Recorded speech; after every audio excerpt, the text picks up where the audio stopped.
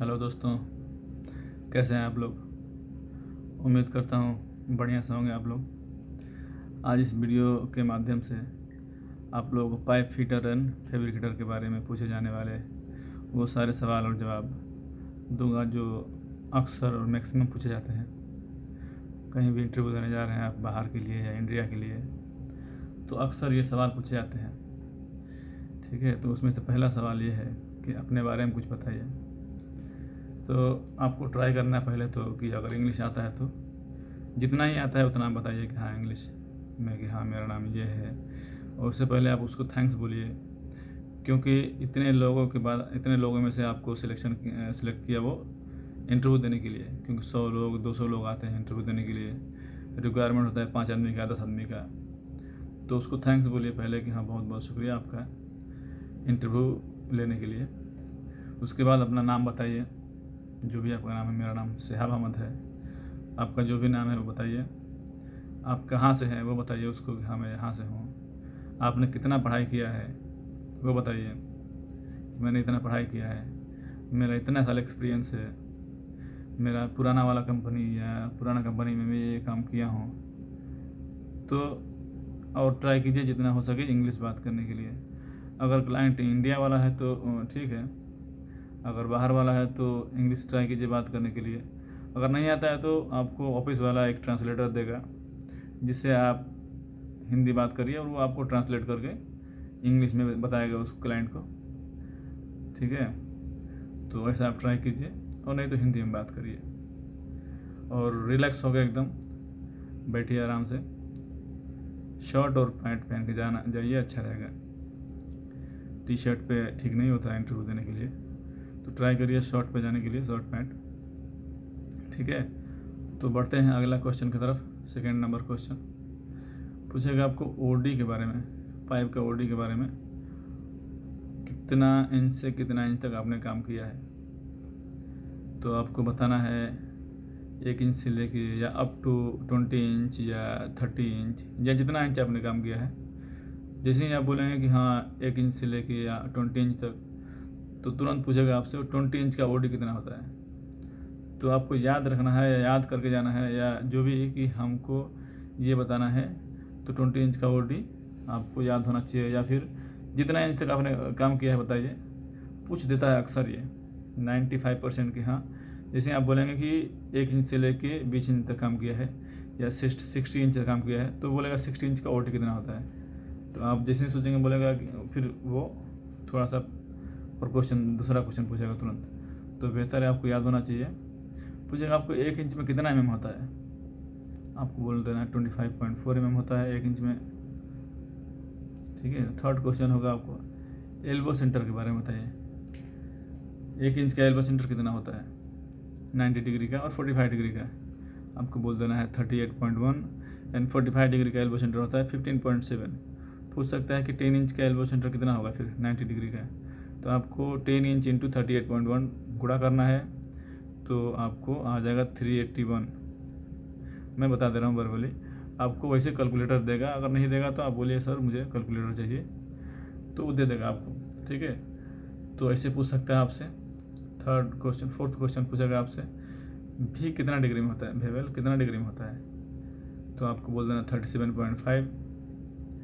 आपको पूछ सकता है कि कौन कौन सा ड्राइंग आता है आपको। ये नहीं पूछा कि कौन कौन सा ड्राइंग होता है, ये पूछेगा वो कौन कौन सा ड्राइंग आपको आता है। तो आपको बोलना है आइसोमेट्रिक आता है, जीएडी आता है। तो बोलेगा कि ठीक है आइसोमेट्रिक के बारे में बताइए, दे देगा ड्राइंग आपको। आइसोमेट्रिक को आपको पढ़ना है, आपको सिंबल उसका याद रखना है। आपको गेट वाल्व के सिंबल कैसा होता है, ग्लोब वाल्व का होता है कैसा है, एनआरबी कैसा होता है, फ्लांज का सिंबल कैसा होता है, सॉकेट जॉइंट का, बट जॉइंट का, फील्ड जॉइंट का, शॉप जॉइंट का, ये सब सिंबल आपको मालूम होना चाहिए। जीएडी के बारे में पूछ सकता है अगर पाइप रेक काम है या फिर ऑफ साइड पाइप है तो। वैसे ज़्यादातर आइसोमेट्रिक के बारे में बात करते हैं वो लोग। ठीक है, तो आपको याद होना चाहिए सिंबल। ठीक है, पूछ सकता है कि आइसोमेट्रिक से क्या क्या जानकारी मिल सकती है। एक आइसोमेट्रिक से क्या क्या नॉलेज, क्या क्या जानकारी मिल सकती है काम करने के लिए। आपको बोल देना बहुत तरह का जानकारी मिल सकती है। जैसे मैं आपको नॉर्थ साउथ हो गया, लाइन रूटिंग के बारे में, और लाइन ओरिएंटेशन के बारे में, एलिवेशन के बारे में, एलिवेशन के बारे में, कोऑर्डिनेशन के बारे में, बिल ऑफ मटेरियल के बारे में, इंसुलेशन, स्लोप, सर्विस डिटेल, किस टाइप का सर्विस है उसमें, और भी बहुत तरह का है, आपको बता देना है। लेकिन आपको आइसोमेट्रिक बता दे रहा हूँ फिर से कि आपको आइसोमेट्रिक अच्छे से पढ़ने आना चाहिए। अगर नहीं आ रहा है आइसोमेट्रिक पढ़ने और जीएडी, तो मैं अगला वीडियो आपको आइसोमेट्रिक और जीएडी के बारे में बताऊंगा, जिसमें आपको रोलिंग बताऊंगा कि हाँ किस टाइप का कहाँ रोलिंग आ रहा है। ठीक है, तो अगला क्वेश्चन की तरफ चलते हैं। पूछ सकता है कि एक ड्राइंग जो होता है कितने डिग्री में होता है, आपको बता देना है 30 डिग्री में होता है। पूछेगा कि प्रूफ करके बताइए, तो आपको प्रूफ करना है। अगर नहीं आता है तो फिर उसके लिए मैं एक वीडियो बना दूंगा कि हाँ कैसे 31 डिग्री में आइसोमेट्रिक होता है। ठीक है, उसके बाद पूछ सकता है 8वां क्वेश्चन, कितने तरह का मटेरियल में आपने काम किया है। आपको बोल देना है जितना आपने काम किया है। जैसे CS हो गया, CS का कोड होता है 106, या LTCS हो गया, GI हो गया, SS हो गया, एलॉय स्टील हो गया, ये सब के बारे में बोल देना है। आपको अगर दूसरा कुछ और आता है जैसे डुप्लेक्स हो गया, तो आपको अगर आता है तो उसके बारे में बताइए कि हाँ ये काम किया मैंने मटेरियल में। नहीं तो अगर आप झूठ बोलेंगे कि हाँ डुप्लेक्स में काम किया, तो बोलेगा कोड बताओ उसका। तो अगर कोड याद है तो ठीक है, SS का कोड याद है तो ठीक है, नहीं तो आप फंस सकते हैं। और एक बार जहाँ फंस गया तो फिर उसको वो क्वेश्चन मार्क आ जाएगा, फिर वो क्वेश्चन और कहेगा आपसे। तो बेहतर है कि जितना शॉर्ट में आप जितना पूछे उतना ही जवाब दीजिए। अगर पूछता है कि CS का कोड कितना होता है, तो आपने बताना है सिर्फ 106। आपको ऑटोमेटिक नहीं कहना कि SS का कोड इतना होता है, चाहे SS का भी काम किया हो। CS पूछ रहा है तो ओनली CS का ही जवाब देना है आपको। ठीक है, नहीं तो अपने क्वेश्चन अपने जवाब में ही आप खुद फंस जाएंगे। ठीक है, पूछ सकता है इंच डाया और इंच मीटर में क्या डिफरेंट है। तो सिंपली आपको बोल देना है कि सर इंच डाया, जैसे मान लीजिए हमने 2 इंच का पाइप फिटअप किया एक जॉइंट, तो वो 2 इंच डाया हुआ, सिर्फ 2 इंच डाया। लेकिन अगर 2 इंच का पाइप है, 3 मीटर इरेक्शन हुआ है, तो वो 6 इंच मीटर इरेक्शन हो जाएगा। 2 इंच का पाइप है, 2 इंच फिटअप हुआ है, एक जॉइंट फिटअप हुआ है, तो 2 इंच डाया हुआ। 2 इंच का पाइप है, 3 मीटर इरेक्शन हो गया है, तो वो कितना होगा, 6 इंच मीटर इरेक्शन हो जाएगा, बोलते हैं उसको। ठीक है, पूछ सकता है कि फिटअप करने के लिए जो बेवल गैप होता है, वेल्डिंग गैप, वो कितना होना चाहिए। आपको बोलना है 3.5। ठीक है, 11वां क्वेश्चन रहेगा, वाल्व के बारे में बताइए, कितने तरह का वाल्व होता है। आपको बोल देना है कि वाल्व तो सर बहुत तरह का होता है, जैसे में गेट वाल्व हो गया, ग्लोब वाल्व हो गया, बटरफ्लाई वाल्व हो गया, कंट्रोल वाल्व हो गया, बाल वाल्व हो गया। ठीक है, ये सब जो वाल्व आता है ऑपरेट कर सकते हैं इस वाल्व को, या तो मैनुअली या तो मशीनरी इसको ऑपरेट किया जा सकता है। एक होता है NRV वाल्व, जिसको ऑपरेट नहीं करते हैं, नहीं करना पड़ता है, वो सेल्फ ऑपरेटेड वाल्व है, NRV। ठीक है, चेक वाल्व बोलते हैं इसको। अगला क्वेश्चन पर पढ़ते हैं। पूछेगा आपको फ्लांच के बारे में, कितने तरह का फ्लांच होता है। आपको बता देना है कि आपने जो भी काम किया है, नॉर्मली हमने ये काम किया है, जो भी फ्लांच में आपने काम किया है, जैसे वेल्डिंग फ्लांच हो गया, स्लीपर फ्लांच हो गया, रेस फेस हो गया, ओरी फेस हो गया, स्टॉप विंड हो गया। स्टॉप विंड मालूम होगा आपको, 2 पार्ट मिलकर एक फ्लांच बनता है। ब्लाइंड फ्लांच बोलते हैं, हो गया। थ्रेड फ्लांच, जिसमें थ्रेड होता है। सॉकेट फ्लांच, जिसमें सॉकेट होता है।